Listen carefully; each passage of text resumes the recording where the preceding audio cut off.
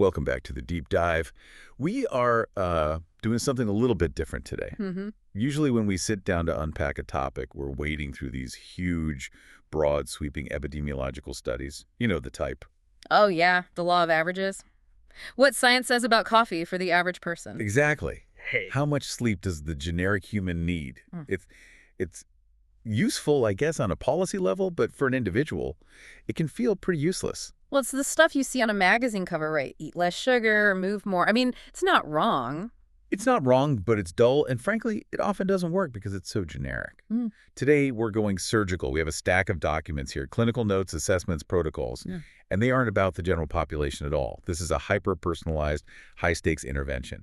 And it's for a single specific male profile, a profile that I think a lot of people listening are going to uncomfortably recognize in themselves or someone they know. It's a very modern profile. I definitely recognize parts of it, for sure.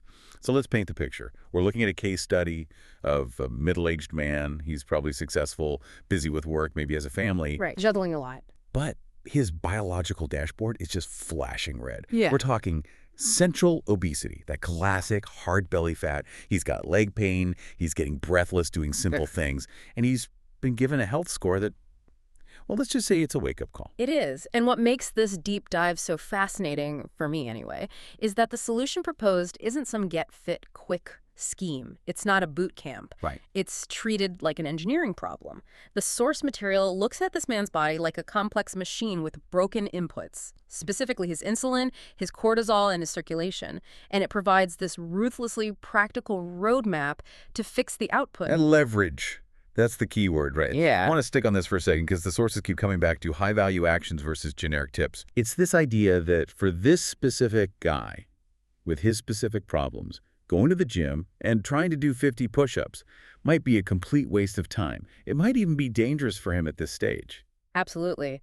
While, on the other hand, something that sounds ridiculous, like wiggling his ankles for 2 minutes a day, might actually be life-saving. And that's the whole game, isn't it? Most of us fail at health stuff because we try to do everything at once. We decide on a Sunday night that on Monday, we're going to be an athlete. Right. You join the gym, you buy 10 pounds of kale, you try to run a 5K with no training, you feel awful, and you quit by Wednesday. Yeah. Yeah. This approach asks a totally different question. It asks, what is the minimum effective dose? For this person's physiology, what are the 3 or 4 things that will provide a completely disproportionate return on investment? The biggest bang for your buck. Exactly. So we have a massive amount to unpack. We've got this detailed assessment that gives him a numerical health score. They call it the reality check. We have a set of top 5 leverage moves, these high-value actions, and then a minimum effective daily system. And I'm genuinely excited about this because who has time for a maximum effective system? We all need the minimum one that works. We really do. And before we get into the numbers, it's important to frame the mission here. We're looking at a man who is functionally struggling. He's not bedridden. He's going to work, but he's hurting. Right. The goal isn't to make him a cover model or an Olympian. It's to reverse a downward spiral that is, by all accounts, accelerating. Okay, let's start where the source material starts, the score. This really struck me. They didn't just say, hey, you're out of shape. They gave him a number, a score out of 100, and they defined the scale very, very clearly. Which is everything. Context is everything. If you just tell someone you're 30, it's abstract. It feels like a judgment. Arbitrary. You have to anchor it. So how do they anchor it? The source defines 2 key reference points. Let's start with the target. Reference A. This is someone who scores a 90 out of 100. Okay, so when I hear 90 out of 100, my brain immediately goes to an elite athlete. I'm thinking, sub 3-hour marathon, 6-pack abs, bench pressing a small car. Is that what we're talking about? No, and that right there is the crucial misconception that I think traps so many of us. Reference A, the 90 score person, is defined simply as a regular, non-obese man around the age of 40. Just regular. Regular. Let's look at the attributes they list. A normal waistline, they define that as less than 36 to 38 inches. No breathlessness when walking briskly. He can climb 3 flights of stairs without needing to stop and catch his breath. He has no chronic pain. He's not Superman. He's just a functioning human. He is simply a human whose biological machinery is working as designed. He is healthy normal. The problem is we have skewed our perception of health so much that normal now looks elite to a lot of people. But 90 is just functioning. It's the factory setting. That's a powerful way to put it. The factory setting. Okay, so if that's the ceiling we're aiming for, what's the floor? or at least the other end of the spectrum they present. They call it reference B. This is the average obese man. This person scores a 35 out of 100. 35. Wow. That sounds really low. It is low, but here's the really dangerous part. It's incredibly common. This isn't the absolute worst case scenario. It's not a 5 out of 100. This is the average for a man with obesity. So paint that picture for me. What does a 35 look like walking down the street? If I see him, what am I seeing? You're seeing a large central belly. That's the main visual cue. A waist measurement, probably over 44, maybe 46 inches. He gets breathless on mild exertion, like carrying groceries from the car to the house or walking up a slight incline. Okay. He's living a mostly sedentary lifestyle. He probably has some early metabolic issues starting. Maybe his blood sugar is a little high, his blood pressure is creeping up. And this is the distinction the source makes that I found so powerful. 35 is not disability. It's not illness in the sense of being in a hospital bed with tubes coming out of you. He's still going to work. He's driving his car. He might even be telling himself he's doing okay, you know. A little out of shape, but I'm fine. Exactly. He considers himself fine because he isn't in an acute crisis. But functionally, he is operating at 35% capacity. It's a state of functional dysfunction. It's become his normal, but it's not a healthy normal. So our guy, the subject of this entire deep dive, where did he land on this scale? He scored a 30. 30 out of 100. That feels Yeah. That feels heavy. That puts him below the average obese man. It is heavy. And the analysis that's provided in the source is, well, it's brutal, but it's necessary. It notes that visually he's actually worse than that reference B average. How so? He has clear central and lower abdominal obesity, significant chest fat, and what the source calls visceral dominance. Let's pause on that term, visceral dominance. We hear about visceral fat a lot, but what does that really mean? How is it different from just, having a few extra pounds? It's a completely different animal. Subcutaneous fat is the stuff you can pinch. It sits right under your skin. It's, aesthetically annoying for many people, but it's not necessarily metabolically toxic. Yeah. Visceral fat is different. It's internal. It sits deep inside the abdominal cavity. It packs itself around your liver, your pancreas, your intestines. And it's hard. If you were to poke his belly, it wouldn't jiggle. It would feel firm, almost like a drum. And that's the really dangerous stuff. It is metabolically active tissue. You should think of it less like stored energy and more like an angry rogue organ that's just secreting inflammatory markers and stress hormones 24/7. It's poison. And mechanically, it must be a disaster. I mean, think about the breathlessness he's reporting. I just assumed that was because he's heavy, right? Carrying more weight takes more energy. That's part of it, for sure. But the bigger issue is pure mechanical restriction. Right. Your diaphragm, that's the big muscle under your lungs that pulls air in it, needs to descend down into the abdominal cavity to work properly. But if that cavity is packed tight with hard, unyielding visceral fat, the diaphragm has nowhere to go. It can't descend. He physically cannot take a deep, satisfying breath.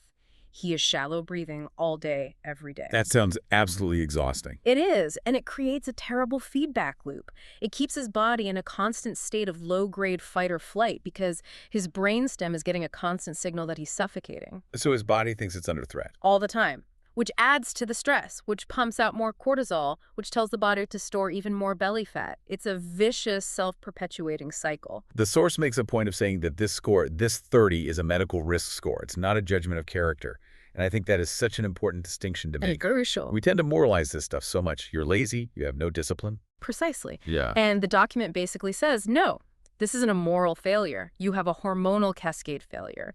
Your insulin is creating the fat, your cortisol is packing it into your gut, and your poor circulation is preventing you from burning up. It's a mechanical problem. You don't break a mechanical loop with guilt. You break it with leverage. You break it with leverage. And the score, this 30, it indicates that if nothing changes, that 30 is on a trajectory to become a 25. And a 25 is where you start seeing the really serious, potentially irreversible issues. Yes. But there's a huge silver lining here. The source calls it the paradox of improvement. I love this part. It's so counterintuitive. It really is. Walk me through this. Because logic would dictate that the deeper you are in the hole, the harder it is to climb out. If you're a score 30, shouldn't it be way harder to improve than if you're a score 50 or 55? You would absolutely think so. It seems logical. But the source argues that physiologically, people in this 30 to 40 score range often improve faster and see more dramatic results from small changes than people who are in the 45 to 55 range. Okay, why? What's the mechanism there? Think of his body like a compressed spring. It is under immense, constant pressure, high cortisol, high insulin, high inflammation, poor oxygenation. The machinery isn't broken yet, it's just suppressed.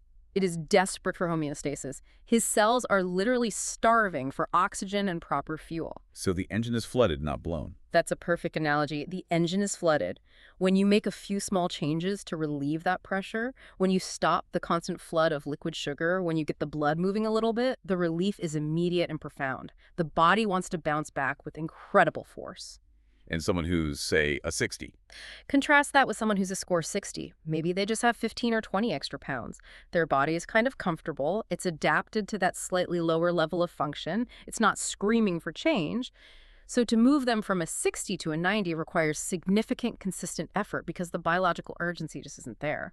So our 30 out of 100 guy has the advantage of desperation. His body is so primed for change that it reacts to small inputs with huge outputs. Exactly. The potential energy is enormous. The source actually projects a realistic path from a score of 30 to over 70 in about 12 months. Wow. And that's without surgery, without starvation diets, Oh, just by correcting the primary inputs that are causing the problem. that's incredibly hopeful. Turns that scary number, 30, from what feels like a death sentence, into a starting line with a lot of potential. It really does. Okay, so we know where he is. We know the potential is there. Now we need to know how to get him out of that hole. And this brings us to section 2, the leverage moves. Yes. These are the top 5 personalized actions, and I really want to emphasize that word personalized. The source is very, very clear. For his specific body pattern, which they define as insulin plus visceral driven, these actions are non-negotiable. They are the keys. Let's start with move number 1. And honestly, I have to stop you here because I was so skeptical when I first read this. A source calls it post-meal walking. The protocol is a 10-minute walk after lunch or dinner. I mean, come on. We're talking about a guy with a medical score of 30. He's on the brink of serious metabolic syndrome, and the ruthless engineering solution is a little stroll after dinner? Is this really going to move the needle? Chuckles. I get it. I totally get the skepticism. It sounds like advice your grandmother gives you, right? Along with, wear a sweater so you don't catch a cold. Exactly. But physiologically for this man, this is the single most powerful lever available to him, period. You have to look at the mechanics of why it works. Because it is not about burning calories. A 10-minute walk burns, 30 or 40 calories? It's trivial. So if it's not about burning off the sandwich he just ate, what on earth is it doing? It all comes down to something called postprandial glucose excursion. That's the technical term for the big sugar spike that happens in your blood after you eat a meal. Okay. Now, in a healthy person, our reference A with the 90 score, you eat some carbs, glucose hits your blood, insulin rises gently, and your muscles are like open garages. They just soak up that sugar to use for fuel. Easy. But our guy is different. Our guy is severely insulin resistant. His muscles have basically locked their doors. They're ignoring the insulin's knock. So the glucose is just stuck in his bloodstream with nowhere to go. Exactly. It's a traffic jam of sugar. His pancreas, in a state of panic, starts screaming. It pumps out more and more insulin, flooding the system, trying to force that sugar out of the blood. And what does chronically high insulin do? It puts the body in emergency storage mode. And it shoves all that energy Directly into the visceral fat stores around his organs. For him, eating lunch literally becomes an exercise in packing his belly with more fat because his muscles are refusing to take the fuel. That's a nightmare. So where does the walk come in? This is the magic. The simple mechanical contraction of your leg muscles during walking triggers a special secondary pathway. It moves these little glucose transporters called GLUT4 to the surface of the muscle cells without needing any insulin at all. Wait, really? So the movement itself acts as a key? Back door? It's a mechanical back door. By walking immediately after the meal, and the timing, the immediately after, is absolutely crucial. You are mechanically forcing his muscles to open up and drink that glucose directly from the bloodstream. You are completely bypassing his broken, dysfunctional insulin system. You're manually operating the transmission because the automatic one is shot. That's a fantastic analogy, yes.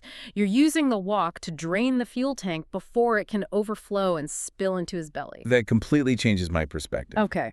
And the source calls this specific move a triple threat for our guy. Yes.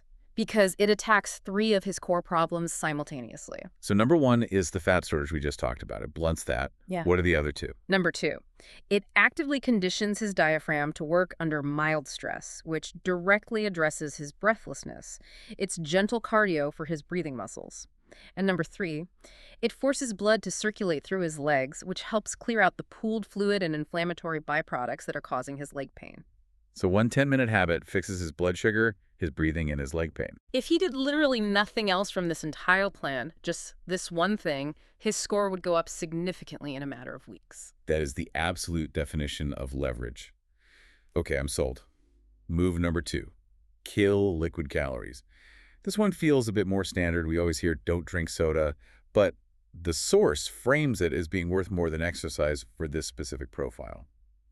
Why is this habit so critical for the visceral fat guy? It's about the speed of delivery and the target organ. Liquid calories, and we're not just talking about soda, we're talking fruit juices, sweet tea and coffee, flavored milk, even so-called health drinks. They bypass all the stomach's normal digestive mechanics. What do you mean by bypass? If you eat an apple, it's full of fiber. That fiber creates a sort of gel in your stomach and intestines that slows down the absorption of the sugar. It's a slow, gentle rise. If you drink a glass of apple juice, it's like injecting pure sugar water directly into your system. It hits the liver like a tidal wave. And for a guy with visceral dominance, his liver is already under siege, right? His liver is almost certainly a fatty liver. It's overworked and inflamed. When you flood it with a massive dose of liquid fructose, the liver has no choice. It can't process it all. So it goes into emergency mode and converts that energy immediately into triglycerides, which is the building block of new fat. And where does it put that new fat? Right where it's easiest. In and around the liver itself and throughout the abdominal cavity.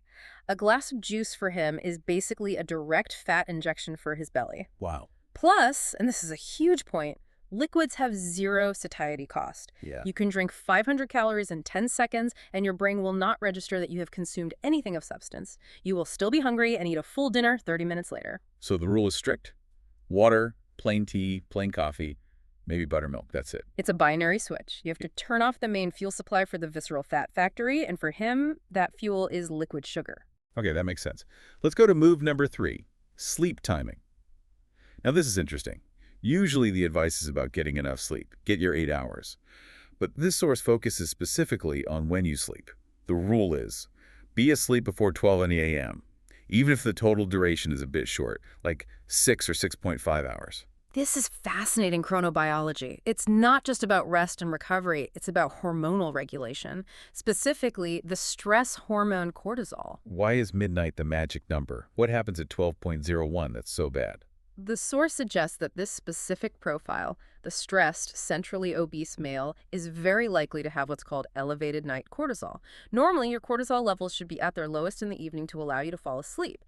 But if you push past that natural dip, if you stay awake past 11 or 12 scrolling on your phone or watching TV, your body often catches a second wind. Oh, I think we've all felt that. You're exhausted at 10 p.m., but if you push through, suddenly you're wide awake at 1 a.m. and can't turn your brain off. That second wind is a stress response. Your body thinks, oh, we must be in some kind of danger or emergency because we aren't sleeping when we're supposed to. So it pumps out cortisol to keep you alert. And where does cortisol love to store fat? The belly. The belly and the chest. The source makes a direct link. Late nights are metabolically worse than short nights for this body type. A night where you sleep from 2 a.m. to 9 a.m. is more damaging to your waistline than a night where you sleep from 11 p.m. to 5 a.m. So late nights actually change your body's shape over time. Absolutely. The combination of high cortisol plus a predisposition to visceral fat equals a direct signal for abdominal and chest fat storage. By shifting his sleep time back, just forcing lights out before midnight, he's aligning with his body's natural hormonal rhythm. He can literally reduce his waistline without changing a single thing about his diet just by sleeping earlier. That is wild. You can literally sleep your gut away if you get the timing right. For this specific case, it's a powerful lever. Yeah. Okay, move number 4. This is the one that really stood out to me as the most unique and unexpected. Calf and ankle movement. The routine is heel raises and ankle rotations. A total of maybe 2 minutes a day. This doesn't sound like a workout. This sounds like, a physical therapy exercise for a senior citizen. Why is this a top 5 critical move for a middle-aged man? This goes directly back to one of his key symptoms, Mhm. the leg pain and the discomfort while walking. We have to ask, why does he have that pain? It's very likely due to chronic venous insufficiency.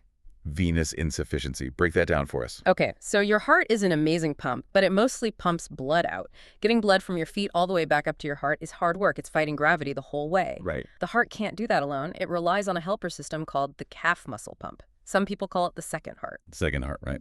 Every single time you take a step, your calf muscles squeeze the veins in your lower legs and literally shoot the blood back up towards your torso. But if our guy is sedentary, sitting at a desk all day, that pump is turned off. So the blood just stays down there. It cools, the pressure builds up in the veins, and fluid starts to leak out into the surrounding tissues. That's what causes the swelling, the achiness, the heavy feeling in his legs. It's stagnation. And the pain makes him not want to walk, which just makes the stagnation worse. Correct. It's a trap. My legs hurt, so I have to sit down. I sit down, so the blood pulls more, so my legs hurt even more. The heel raises and the ankle rotations, they're not to build muscle. Their sole purpose is to manually prime that pump throughout the day. So it's an enabling mechanism. It is entirely an enabling mechanism. You do the ankle rotations at your desk to drain the fluid from your legs, which reduces the pain and discomfort, which then allows you to successfully complete move number 1, the post-meal walk. Without this, move number 1 might be too painful to even attempt. That's a brilliant strategy. It's not about the exercise itself. It's about setting the board so you can actually play the game later. Precisely. Okay, finally, move number 5, protein at breakfast. The source calls it the metabolic shield. I like that name too. Yeah, it's good. What is it shielding us from? It's shielding him from the insulin roller coaster for the rest of the day. The source recommends foods like eggs, curd, paneer, or even dal. Even a small amount is effective. The logic is this. If you start your day with a blast of simple carbohydrates, cereal, toast, a muffin, or just sugary coffee, you spike your insulin first thing in the morning. And you're starting the day in storage mode. You're starting the day in storage mode, and you are setting yourself up for a massive blood sugar crash that happens around 10:30 or 11 a.m. And when you crash at 11 a.m., you're not craving a salad. You're craving donuts or a bag of chips. Exactly. You spend the rest of the day chasing that spike, riding this wave of cravings and crashes. By eating a decent source of protein first thing, you blunt that initial insulin response. Protein digests slowly, and it triggers powerful satiety hormones like GLP-1 naturally. So it tells your brain you've been fed properly. It sends a signal of safety and satiety to the brain. And the downstream effect, according to the source, is a massive reduction in uncontrolled evening hunger and snacking, which is a huge, huge problem for most men with central obesity. So there they are, the top 5. Walk after meals to drain glucose. Kill liquid calories to save the liver. Sleep before midnight to crush cortisol. Pump the ankles to enable movement. And protein at breakfast to shield the metabolism. And notice what's not on that list? No gym. No gym membership, no calorie counting, no 2-hour workouts. They are 5 precise inputs designed to fix the broken system. So now let's zoom out a bit. The source material doesn't just give these 5 concepts. It organizes them into a structured daily routine. They call it the minimum effective daily system, or the L2 system. And I love that the document promises, in bold letters, no gym fantasies. Right. This is designed for the real world. The total time commitment is supposed to be between 30 and 40 minutes per day, scattered throughout the day. This is for the busy adult who simply cannot block out 2 hours to go train somewhere. Okay, let's break down the components of this L2 system. First up, we have the anchor habit, which, no surprise, is the walking. Yes, this is the non-negotiable foundation. The system calls for 2 short walks, just 8 to 10 minutes each, one after lunch and one after dinner. And the pace guide is very specific, slightly breathless, but still able to talk. That's essentially zone 2 cardio, right? But without all the complicated heart rate monitors and tech. It's a low-tech way to find zone 2. It's sustainable, it's low impact, and it's highly effective. And the projection they give in the source is specific. They claim this habit alone is worth a +5 to +8 point increase on his health score in just 8 to 10 weeks. Just from the walking. Just from the walking. Because it directly addresses the visceral fat problem by fixing his insulin sensitivity. It is the foundation. If you do nothing else, you do this. Then we have the eating rules. And they really emphasize that this is simpler than dieting. There are 3 rules. Rule A we've already covered. Protein first. Eat your chicken or your fish or dal before you eat the rice or roti. This is a simple mechanical trick. The protein hits your stomach first, which starts the satiety signaling and also physically slows down the digestion of the carbohydrates that follow. It just flattens out that glucose curve. Rule B is interesting from a psychological standpoint. It's called one carb cut. They don't say cut all carbs, which is what most diets do. They say pick one thing to remove completely. Yeah. Sugar in your tea or biscuits with it, or that bag of chips in the evening. Pick one and eliminate it. Don't negotiate. Why just one? It's all about adherence. If I tell a person like this to cut everything, no rice, no bread, no sugar, no fruit, they will fail. They'll last 3 days. The willpower cost is just too high. But one thing is manageable. One thing is a focused target. You can marshal your willpower to defeat one enemy. If I say, keep your rice, keep your bread, just kill the biscuits, that is sustainable for months, not days. And biologically, removing one major source of processed, hyperpalatable carbs almost always creates a meaningful calorie deficit without you ever having to count a single calorie. You're removing the most calorie-dense, nutrient-poor item from the menu. Okay, Rule C. Hydration timing. The rule is no liquids with your meals. Drink your water 20 to 30 minutes after you've finished eating. Now, this is one I've heard debated back and forth for years. What's the take in this source material? The source is very firm on it, specifically for this profile. The main driver they propose is about improving satiety signaling. If you're washing down every bite of food with a big gulp of water, you might be confusing your stomach's stretch receptors. How so? You might feel full from the volume of the water, but not truly satisfied by the food itself, which can lead to snacking later on. Conversely, you might use the water to wash food down so fast that you don't chew it properly, which is the first step in digestion. Separating them forces you to slow down, chew more, and let your brain actually register the meal. Okay, that makes sense. Let's move on to the physical movement part of the system. There's a 7-minute strength block. The routine is wall push-ups, chair squats, shoulder rolls, and slow knee raises. 2 rounds of that. Again, look at the exercise selection. It's brilliant in its practicality. Wall push-ups and chair squats. Why those? Because for a man with a score of 30, with a large, hard belly, the simple act of getting down on the floor is an ordeal. And getting back up is even harder. Exactly. If you make the barrier to entry that high, he just won't do it. A wall and a chair are always available. It removes all friction. And what's the purpose here? It's clearly not for bodybuilding. No, he's not going to get ripped doing wall push-ups. The singular purpose of this block is to preserve lean muscle mass during the fat loss process. Why is that so important? I thought the goal was just to lose weight. When you create a calorie deficit and start losing weight, your body is smart but lazy. It will burn fat, yes, but it will also try to burn off metabolically expensive muscle tissue to save energy. If you lose muscle, your metabolism slows to a crawl. And aesthetically, you end up looking, I'm quoting the source here, deflated. You get that saggy skin look. These simple resistance movements send a powerful signal to the body. Hey, we need this muscle. Do not burn this. Keep it. It helps ensure that the weight he loses is primarily fat, not muscle. It keeps the tissue firm and keeps the metabolic fire burning hot. Then there's the sleep protection block. The rule is simple. Phone off and away at least 30 minutes before bed. The source claims that consistency on this one habit is worth plus 3 points on his score alone. We talk about the cortisol, but the light from the phone is also a huge disruptor, isn't it? It's a double whammy.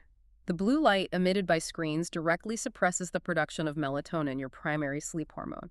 So if you're scrolling through social media right up until 11:59 p.m., even if you close your eyes at midnight, your brain thinks it's high noon in the desert. So your sleep quality is just trash. Your sleep quality will be terrible. You won't get the deep restorative sleep that's needed to scrub the brain of metabolic waste and reset all your hormones for the next day.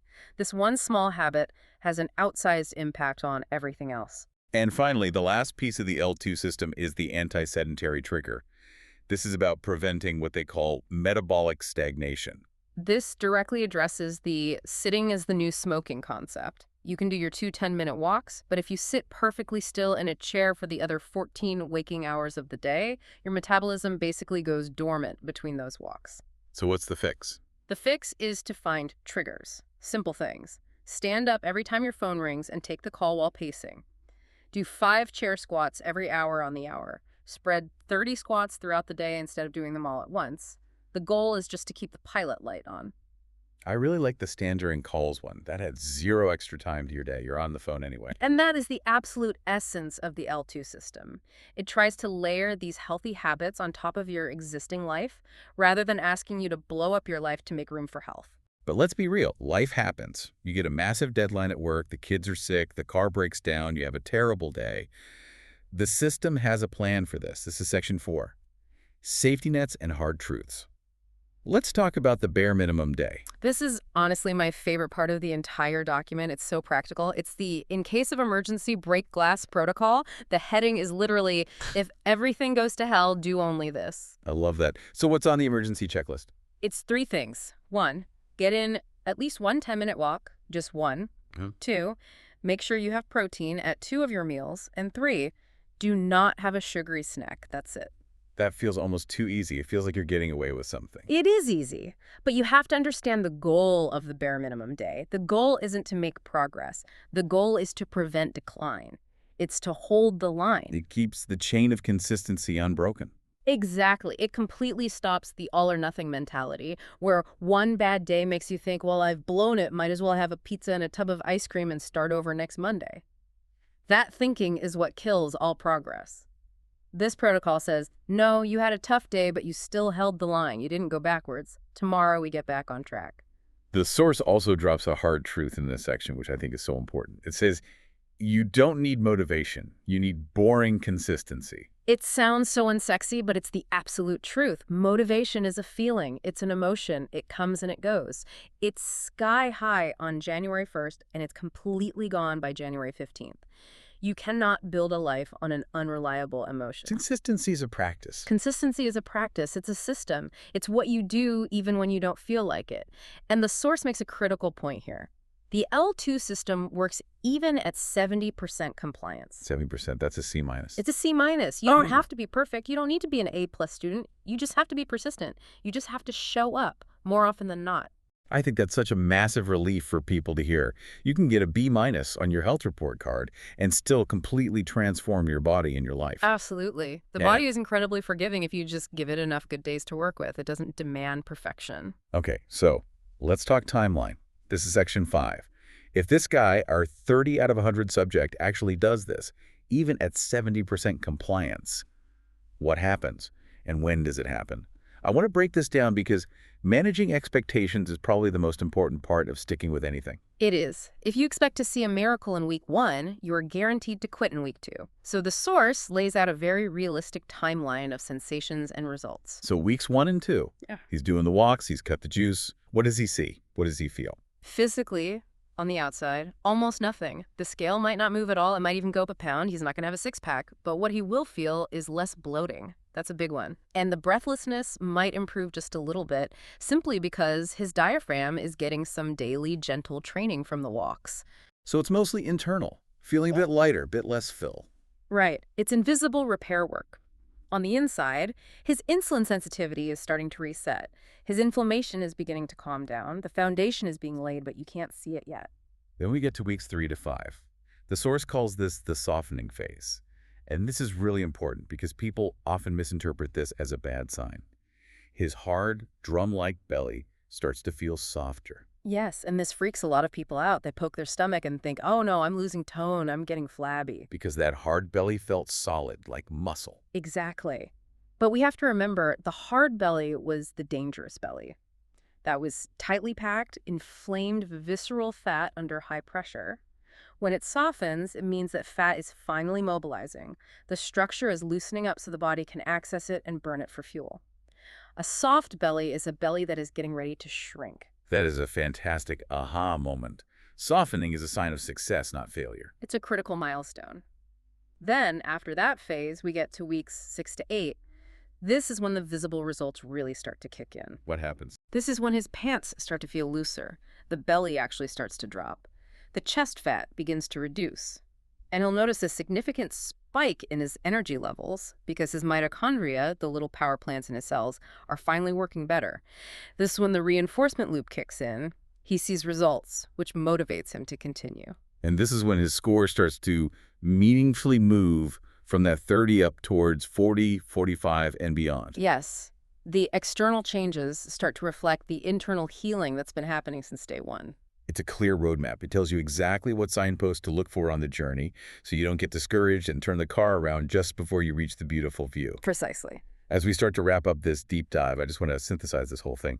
We started with a guy at a score of 30, a medical risk case, a man who was trapped in this vicious cycle of insulin, cortisol, pain, and inflammation.